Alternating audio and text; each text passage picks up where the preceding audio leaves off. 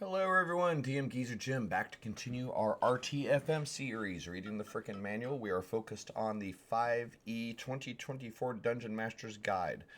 This is part of a series. We started at the very first word of chapter 1, and we will be reading through for better or worse until the end of the appendices. Yeah, that. So, just friendly reminder. This book was written for new GMs, new DMs that are just getting into the hobby. Although I think there's some good stuff in here for veterans. So, blah blah blah me blah blah me blah blah me. Let's get into the reading. We are picking up in chapter 3, DM's Toolbox, and we are starting out today's reading with curses and magical contagions. As a friendly reminder, I will be reading through the text first, and then we'll be giving a little bit of personnel commentary at the end of things there. So hopefully this is useful for you guys. So, curses and magical contagions. A curse is a magical burden that lasts for a specified time or until it is ended by some means.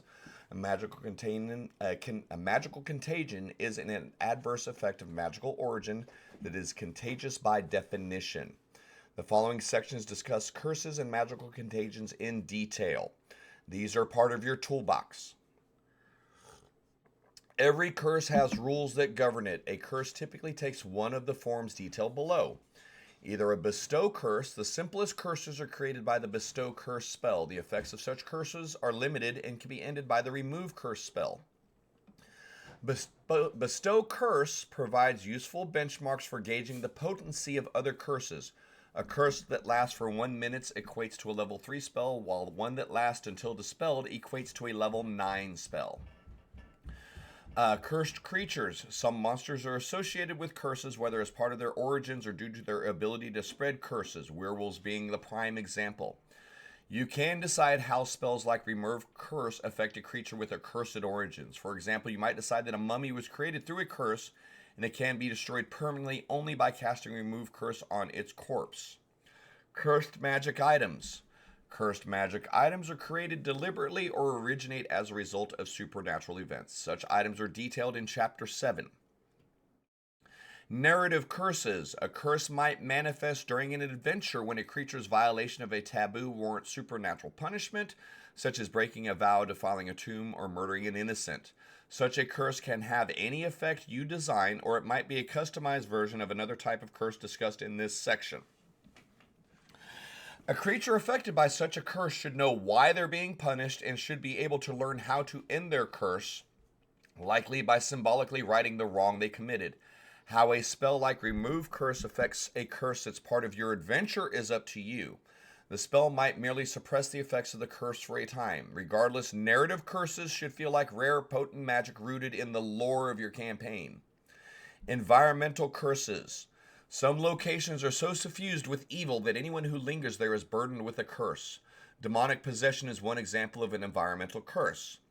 Demonic possession. Demonic possession arises from the chaos and evil of the abyss and commonly besets creatures that interact with demonic objects or linger in desecrated locations, or demonic spirits await victims.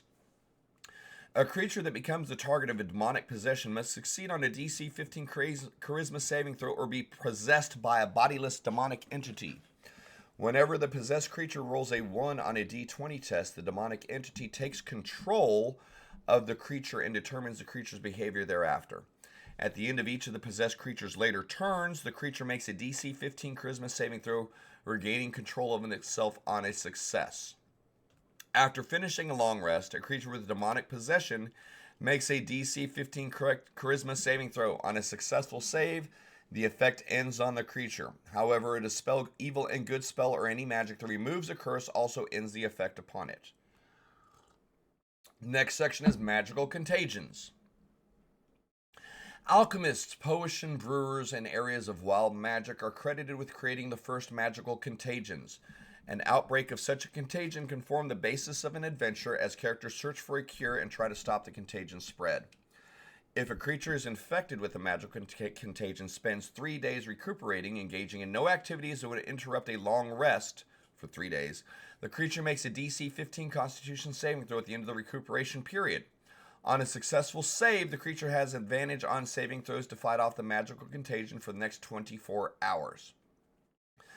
Example contagions. The following examples show how magical contagions can work. Feel free to alter the saving throw DCs, effects, and other characteristics of these contagions to suit your campaigns. The first example is Cackle Fever. It's a magical contagion. Cheaply made potions and elixirs are sometimes tainted by Cackle Fever, which affects humanoids only.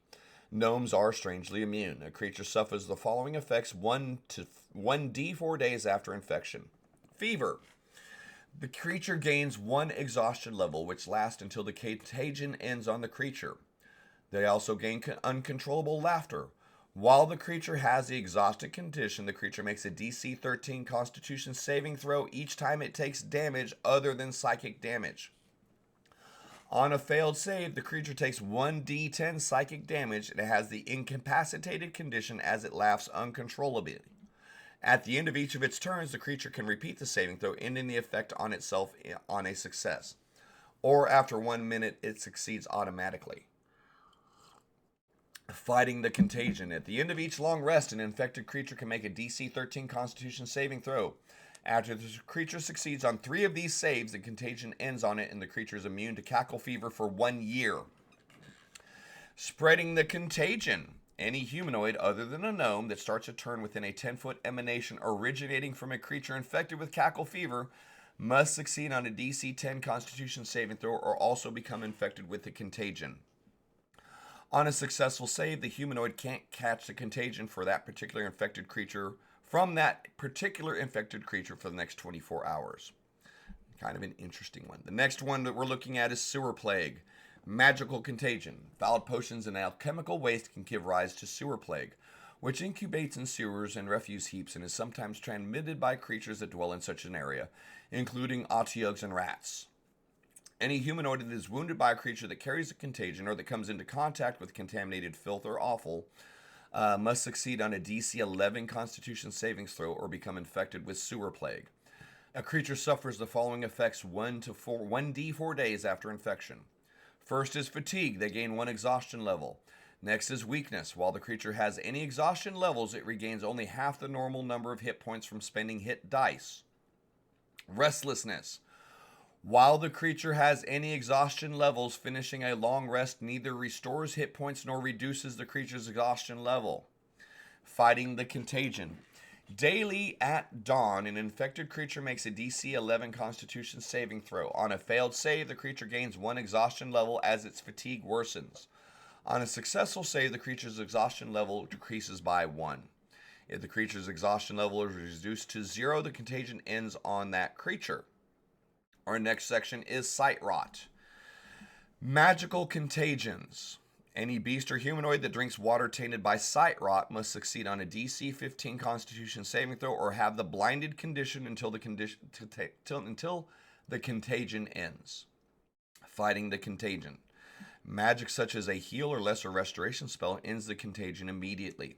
A character who is proficient with an herbalism kit can use it to create 1 dose of non-magical ointment, which will take it an hour.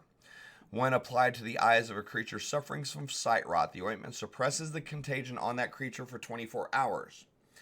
If the contagion is suppressed in this way for a total of 72 hours, requiring 3 doses and applications, the contagion then ends on that creature. Spreading the contagion. Any humanoid that makes skin contact with a creature infected with sight rot must succeed on a DC 15 con saving throw or also become infected with the contagion. On a successful save, the humanoid can't catch the contagion from that particular infected creature for the next 24 hours. So, that's the section on curses and magical contagions. This is one of the tools in our Chapter 3 DM's Toolbox. Number 1, remember, this is just guidance. These are examples. These are structures that you can use to design your own curses, design your own contagions, gives you some benchmarks to work off of. A lot of stuff in the game already has curses, mummy rot, lycanthropy, a few of the other minor effects are curses. The most important thing to remember is every player should be aware when the curse comes into effect that there should be a way to end the curse. It doesn't mean that you need to tell them, oh, hey, you have this, so you must do that. That's what medicine checks are for. That's what Arcana, that's what religion, those actual checks, the skill checks that our players have on their sheets, should be used and can be used to address these. Now, my suggestion is you don't set the DC for the medicine check at 50, okay? Set it at 10, set it at 12, something reasonable. Give your players a chance to use their skills and their knowledge to determine what's going on and determine how to end it. So, the book here tells you in regards to curses, especially the narrative curses, they need to be able to learn how to end their curse. That doesn't mean that they're instantaneously aware of it.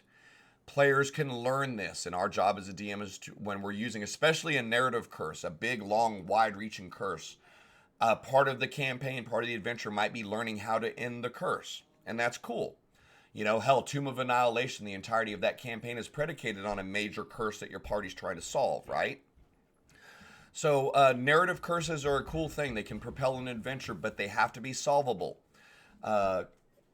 Cursed creatures, certain creatures, lycanthropes, mummies, and a few other ones can transmit their curses through contact. So, you know, curses are relatively self-explanatory. The next section we have is magical contagions. The first thing that you need to keep in mind is they need to do a rest and recuperation period. Don't need to, but it will give them an advantage on ending the contagion for the next 24 hours. Most of these DCs aren't that high. Lower level players might suffer for them.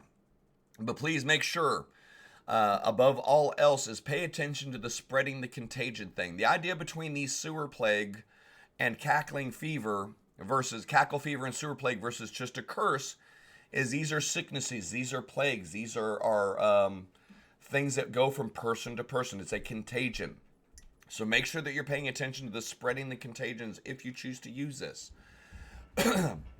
What I'm meaning is if you have some guy walking through the Waterdeep market that has cackle fever, he's going to spread this to a lot of other people, which will then spread and then spread. So keep that in mind when you start using magical contagions. They spread from person to person to person. A population can be of commoners can be easily wiped out or really badly messed up with some of these plagues. Some of the contagions. So that would be the one thing that I would kind of tell you as an aside. When you begin using magical contagions, be cautious on their application because by definition they are contagious.